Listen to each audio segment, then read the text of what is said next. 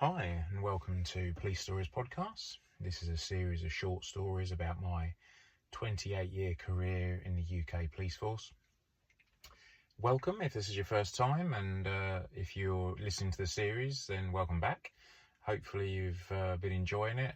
You may want to start from the beginning if you've stumbled across this, as this is episode 67, so we're quite a few into it. I think there's probably another 15 or 20 to go for sure. We'll see how that figure goes before I've told you most of the stories of my career. Thanks very much for the downloads. The time you hear this will be a total of over 17,000 downloads in total, which is incredible. Thank you. And some more people on Buy Me a Coffee treating me to a drink. I appreciate that. Some good comments on YouTube. You can go on there if you want to add comments or ask a question, for example.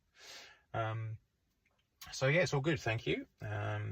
So today we are going to talk about Grenfell Tower. Now, some of you, particularly in the UK, have probably heard about this, but from around the rest of the world, it's somewhere you may not be familiar with. Grenfell Tower was in North Kensington in London.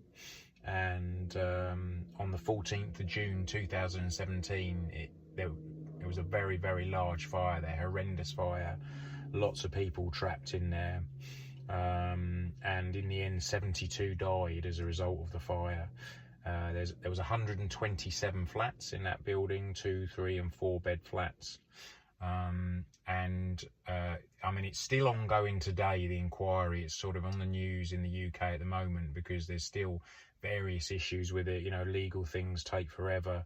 What are we, kind of 7 years ago now plus, and yeah, these things tend to rumble on forever. Apparently in 2015/2016 the building was kind of refurbed, and on the exterior it had a new type of cladding fitted to the building, I think with an aim of making it more kind of energy efficient and better insulation and things. But they now know, probably as a result of Grenfell, that that cladding, unfortunately, in the right circumstances or the wrong circumstances, depending on how you look at it, can be extremely flammable, and not only flammable but can actually apparently accelerate fires in a way they just didn't think was possible before. And all those things came together on that night. There was a faulty refrigerator, I think on the 4th floor, which sparked a small fire, and from that it just grew and grew. And then once it got to this cladding, you had the nightmare scenario of all these people trapped in the building as the fire kind of ripped through it. Horrendous scenes on the news. I'm sure if you check on YouTube or Google it, you can see the videos. But certainly, there was lots of emergency services working on it. There was 250 firefighters. There was 100 ambulance crew there. Police were in attendance as well, obviously, mainly with the role of sort of keeping people back. But actually, there's some footage and some photos out there, if you look, of sort of the riot police holding the shields above their head and then walking fire crews and also ambulance staff across to try and protect them from sort of falling debris that was on fire. So a horrendous fire for sure, and it's a terrible place. It's still there at the moment. It's still standing. I think in 2018 they agreed that they would ultimately knock it down, although that won't be straightforward because they don't quite know, I don't think, how the extreme temperatures of the fire have affected all the sort of steels within the building. I'm sure there's plenty of experts out there that will know how to bring it down. And also it's surrounded, it's right in the heart of London, so it's very much surrounded by lots of other residences and things. So I'm not entirely sure what that will look like when it comes down, but yes, I'm sure there'll be the right people looking at that. So you're probably wondering, why am I talking about Grenfell? Bearing in mind at the time I was on the dive team, although don't forget we were the dive team and confined spaces team, so we went into all sorts of unpleasant areas, whether they were sort of water based or not. And we didn't actually think that we had a role there. We knew that it was from a police point of view, because it ultimately was an investigation. And now I think as the investigation is advancing, like I say, over 7 years on, I think things like, corporate manslaughter and things like that's being looked at. So ultimately, the Metropolitan Police were asked to look into it and investigate it as a potential crime. So, the same as if it had been a small, incident somewhere else and you're doing forensics, to try and establish what's happened and prove somebody's guilt or not, as the case may be. Grenfell was the same, but on a massive scale, and with this horrendous backdrop of, these 72 people that died. So the guys and girls that were there were, from a police point of view, were licensed search officers. We talked about them before, very highly trained in real detailed searches, and are used to themselves, in doing searches in very, very unpleasant conditions. But I think for a lot of them, having spoken to them, this place probably topped it for them. And it was very unusual. So firstly, it had to be safe for them to work in. And that's quite difficult in a building, like I've just described, that's been subject to these very high temperatures. So one of the things they did was they installed alarms into the building that then had like an audible alarm on every floor. And it was connected to various sensors, because what they were worried about is in high winds, I understand that kind of skyscrapers, this was a tower block, so not on par with, like a New York skyscraper, but quite a big tower block, certainly for London. And those things, I understand, are designed to move a certain amount. They're not completely rigid. They have some movement, so that in very high winds, they might move, 2 or 3 feet, to sort of absorb that movement and the forces involved, with the wind. But of course, once you've subjected those things to high temperatures, how do we know how they're going to deal with it? And certainly the first few people in there, investigators and searchers, said that during high winds, the movement of the building was very noticeable. So what they did was they fitted these alarms throughout every floor. And the idea was that if the movement got beyond a certain level, and I presume it was in degrees, if it went further than, 5 degrees or whatever, this alarm sounded and everyone had to evacuate the building, because there was a real concern, that maybe it would be unsafe and come down in high winds. I think going forward, once they'd had a chance to properly look at it, I think they realised that was unlikely. But, it was about trying to keep the guys and girls safe. The other thing they did was, because it was so difficult to move between the floors in the conventional way, obviously the lifts didn't operate and were burnt out, but the stairwells as well were full of a lot of debris, that you couldn't sort of, easily move up and down in the building. So they actually fitted a completely exterior lift onto the side of the building, so that searchers could go up and down in that lift to get access to the different floors. And then began for the police, the really unpleasant, difficult task of searching through these flats, not just for evidence, but unfortunately, as we've already talked about, lots of people died. And to start with, it was unclear as to who was in the building, because it was discovered that, what was maybe a 2-bed flat, and you might expect, well, obviously it could be various combinations, couldn't there? There could be, 2 people with a room each. There could be, a couple with a child, there could be all sorts. And especially when you look at the 4-bed flats, was that just one in each room individually? But the issue was a lot of them were sublet. And unfortunately, they knew that some had been sublet to unscrupulous landlords that had kind of packed people in like sardines, so you might have a 2-bed flat that has 10 people living in it, because they're sleeping on the corner of a room each, and it's 4 to a bedroom and stuff. That was a big unknown. They just didn't know how many was in there. So the search had to be really thorough. And then even more difficult task was if you actually found remains of a person, to try and then ID them. So what they did was they brought in a couple of specialist teams. Obviously the searchers are in there doing the searching, and a lot of those people, but not exclusively, are also in a team that's run nationally. The Met have a big element of it, but every force in the country, is my understanding, has people in it, and it's something you can volunteer for. You go away and do a course, and it's actually called the DVI team. So that's disaster victim identification, and they get used all around the world. You'd be surprised at the things they do. And a classic example was the tsunami in Thailand, if you remember that one back on Boxing Day, all those years ago, hundreds, if not thousands of fatalities there.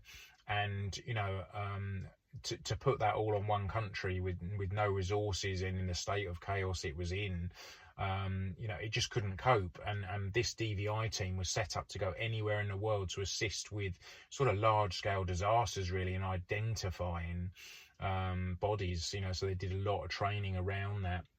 And yes, some of them did go to the tsunami and were there for weeks and months, I believe, in assisting with recovering bodies. And then, how do you identify all these bodies? Well, there's various ways. And how do you find them? Well, sort of searching by hand, fingertip searching is one option.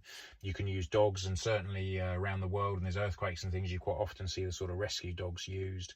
But it can come down to fingerprints, forensic dentistry, and anthropologists, and DNA as well. Some countries don't have quite such a, perhaps advanced DNA capabilities as the UK, but there is still some, and also you can do familial DNA. So, for example, if you've got, a woman saying that her husband's been lost, in the tsunami, for example, and you think you found her husband, you can take DNA from her, and sorry, no, that wouldn't work. It would have to be a member of the family. So, for example, son, brother, that's why it's familial DNA. Sorry, I got a bit confused there briefly. So you'd have to take that DNA from another family member. You'd then be able to tie it in with the body you'd found and work out, that was their relative. So that was one way. And certainly anthropologists were used, and I believe archaeologists as well, in the Grenfell Tower search, which went on for a long time. I mean, police officers were there for at least a year that I know of, and it may have gone on longer in different roles. I mean, it swung into action, the Met, in what it does best at these large-scale operations that involve hundreds of officers, and very quickly there was, toilets set up, there was restrooms, there was canteens set up, restaurants for people to be able to rotate through and have a break and have something to eat and drink before they went back, to work. So it was set up quite well on the ground. But the basic premise was, when they got into a flat, and remember there was 127 of them, it'd be a team of 4 generally, so there would be 2 searchers. There would quite often be like a helper, so there might be a third one, possibly a searcher, could be a police officer, could be somebody else who would help out. And then there would be an anthropologist or an archaeologist. And what would happen is, one of the searchers would basically scoop a bucket of, a spade full of debris and put it into a bucket. That would then be passed to one of the searchers, who would be sat on a little stool, and in front of them they would have an empty bucket and then a riddle.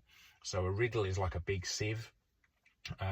So like you'd sieve your flour to make a cake, but the mesh is bigger. It can't be that fine because it would take forever, but it would be bigger, that it would let certain things drop through. And that's how it went. It would be a scoop of debris onto your shovel, onto the riddle, shake the riddle about and see what you're left with. And then the search officers were trying to identify if there was, in that debris they were left with, was there anything that may have been human remains. And to assist them was the anthropologist and the archaeologist, who, for example, they may see something that they believe is bone, and then it's passed, or it's, all those experts are called in to have a look and say, yes, I agree, I believe that is, human remains. So that would be documented. You'd have someone there, a scribe, that would write down the details, and that item would be bagged up. It would all be recorded, where and when that piece of bone was recovered and from what flat. And from then the records would be checked as to who lived in that flat and had we identified the person that, you know, lived there, and had they lived or had they died as far as we were aware. And then that, you know, sort of background office work could kick in terms of helping to identify them. But really difficult task. And imagine all those flats. No wonder it took a year. You know, they had hundreds of officers on it, but you know, you can imagine rotating round. I don't actually know how long each flat individually took, but if you're doing it one shovelful at a time, you know, and there is huge amounts of debris there on the floor, you can imagine the timescale, and a really, you know, unpleasant task that must wear you down after days and days of it, I would think. I think they were very careful to rotate people round there. So again, I've not answered the question really as to why I was involved. But what happened was, reasonably early, within the first few weeks after it happened, there were still quite a few people outstanding, i.e., you know, people that they believed lived at certain flats that weren't there, so they didn't know had they died in the fire and been all but destroyed, or had they just simply been, you know, out for the evening. After a few weeks, it became more and more unlikely that that was the case, because presumably those people would come forward and identify themselves, say, I lived in flat number whatever and I got out, you know, or I was out for the evening or whatever. But you'd be surprised when this happens, some people do take the opportunity, and I'm not saying this happened in Grenfell, but certainly I've known it before. Sometimes people that are in a bit of trouble take it as an opportunity to disappear. So, you know, if they had debt, if they were perhaps, you know, having an affair and their marriage was breaking down, or there's various other reasons, but we've certainly had it where it's been, you know, very much hindering an investigation because this person has just disappeared, because they see it as an ideal opportunity to you know, to literally disappear. So that was a bit of an issue. But after those initial week or two, there was one person in particular outstanding. He was a toddler, from what I understand. I never knew his name, but I think he was about 2 or 3 years old. They couldn't find him, they hadn't identified him, and the one place that hadn't been checked was the basement of Grenfell Tower. Now, if you imagine, you know, 250 firefighters, you know, with their, you know, hoses pouring hundreds, definitely thousands of gallons of water into this massive fire to try and put it out. Yes, a certain amount of that water will end up on the floor, you know, on the outside. But if you're constantly, you know, running that hose in through a window to try and put the fire out, obviously a lot of it is ultimately going to make its way down the stairwells and end up in the basement. And in fact, that's what happened. The basement, which took up the entire, as you would expect, the entire sort of footprint of that quite large building, was completely flooded, and there was basically a hatch on the floor outside the tower that you lifted, and then there was a set of steps that took you down into the basement. Now, in that basement, it consisted of the boiler room effectively, but this isn't, you know, this is a boiler room on another scale. This isn't a boiler room like you have at home, you know, with 2 or 3 pipes going over it. This boiler, or boilers plural, had to supply the heating and hot water, you know, to all those people, you know, 127 flats. So you can imagine it was on a massive scale with, you know, pipes and, you know, all sorts of electrical items and, you know, stuff everywhere. Very, very sort of busy room. It was strongly believed, or they thought that a possibility was that this young lad's body had been washed down the stairwell into the basement because they couldn't find him. And so what they decided to do was to call in the dive team to have a look at it and see if we could get into the basement. Now, you're probably sitting there thinking, as I was the moment it was, you know, I was asked to go and look at this, why don't they just pump out the boiler room, just pump the water out? You know, we don't want to put officers in there into a very unsafe environment if we could just pump, you know, the room out.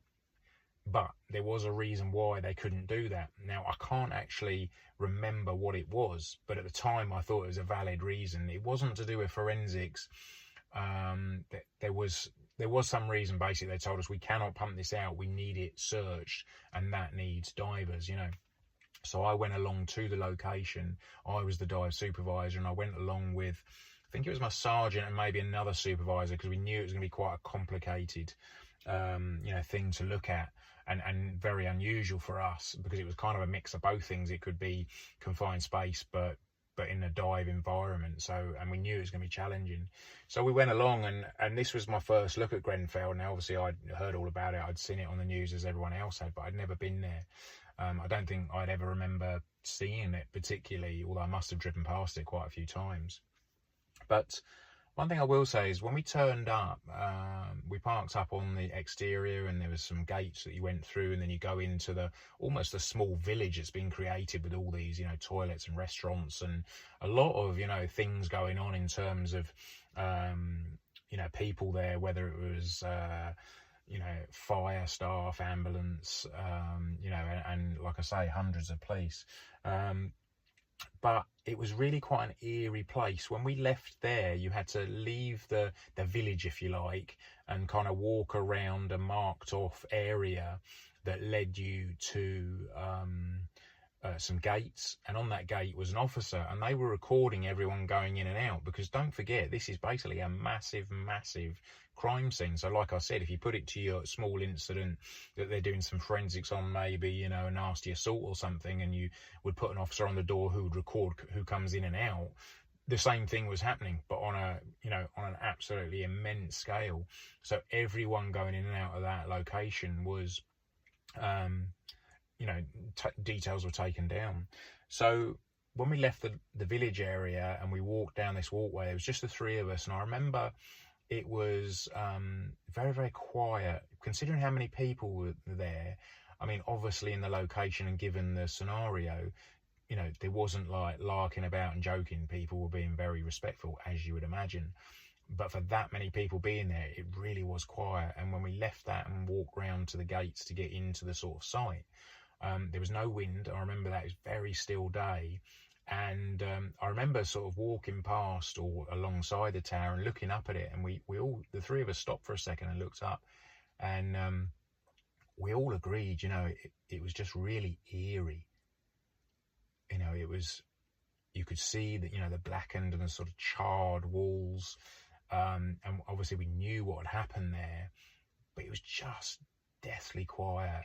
And a very somber place. It really was quite an eerie place. And I don't necessarily spook easy, and I don't believe in ghosts or anything like that. But I don't know, it just had a real sort of aura or energy about the place. Not in a bad way, not a frightening way or anything like that. But just, I don't know, I can't really put my finger on it.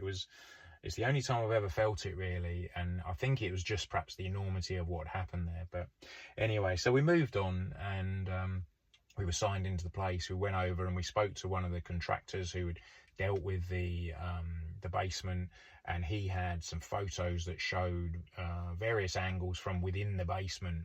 And from a dive point of view, it was an utter nightmare. It was just pipes on your pipes. Everywhere you looked was pipes and cables and leads, and that's when it was in a good condition. Now it had been submerged for a week or two, so we had no idea of what had happened to all that stuff. There could be loads of stuff floating about in there, and we got the blueprints and we were looking, and of course it wasn't just a nice straight square or anything like that. In terms of walkways, it was really complicated, and we really got our thinking caps on about how we were going to do it. It was going to be very difficult for sure, and we knew it was going to take a long time. And we came up with various plans of how we were going to mark where we'd searched, and how divers would only go so far before they'd search an area, then they'd come back, but they'd put a marker on, and we would then mark on the blueprint where they'd got to, and just work our way through it methodically. One of the issues was that because it was a big square, the sort of furthest your diver would go would be kind of halfway round at the 12 o'clock position if you're looking down on it, and then he or she would return back. Obviously we didn't want them going the whole square, and there was such a high risk of entanglement, because don't forget, our diver is going to be attached to a line, so the chances of him snagging on a pipe, or round something within that area was very, very high. And I must admit, I'm really uncomfortable with the dive.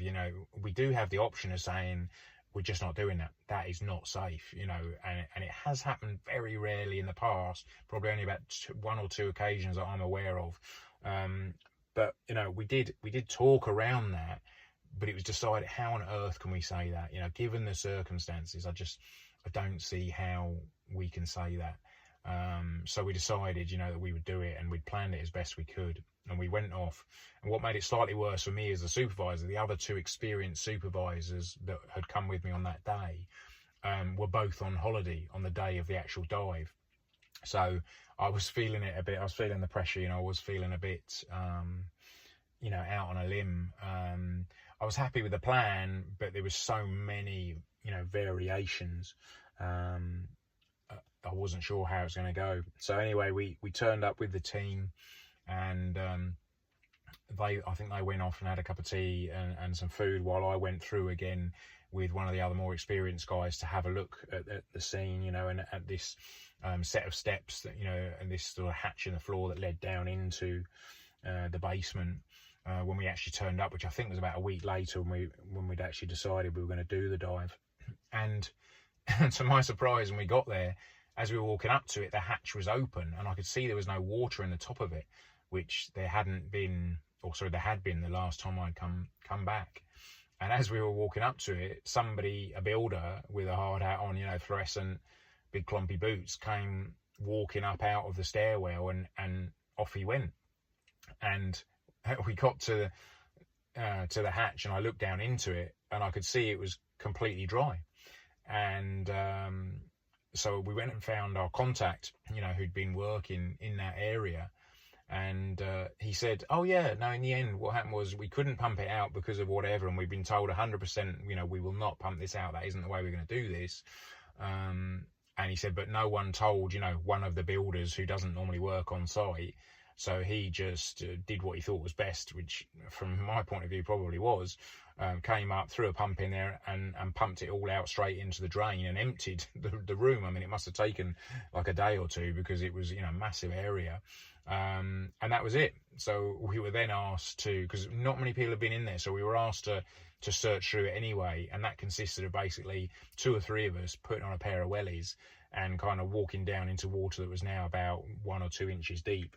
And we just, very happily, I was very relieved, kind of wandered round searching this basement, and bearing in mind we were still looking for a young child's body. You know, we didn't have to be looking into tiny little corners. You know, he was going to stand out pretty well had we found him. But thankfully we didn't. And ultimately, I believe they located him in one of the flats, or his remains. And I think he'd been maybe visiting a friend. And this is what I was saying about when people were, you know, not where you expect them to be. I think he'd been round to a neighbour's flat playing with his friends, and they think he died in there, and his body was nigh on destroyed. There was only tiny bone fragments left, which is why it had taken extra time to then kind of identify him. I mean, it was a sad ending. Ultimately, you know, we knew he wasn't going to be found alive, but I was incredibly relieved that we did not have to dive in the basement, because it would have been a very, very dangerous dive for us, given the environment, you know. So yeah, I was quite pleased about that. But yeah, Grenfell Tower, terrible incident, and yeah, as I say, a really unusual feeling there, very uneasy at the building, perhaps as you would expect. But there we are. Okay, hopefully that was interesting for you. We'll call that a day, and then next week we'll carry on. Thanks very much for listening. Hope you found it interesting. Take it easy. We'll speak soon. Cheers. Bye.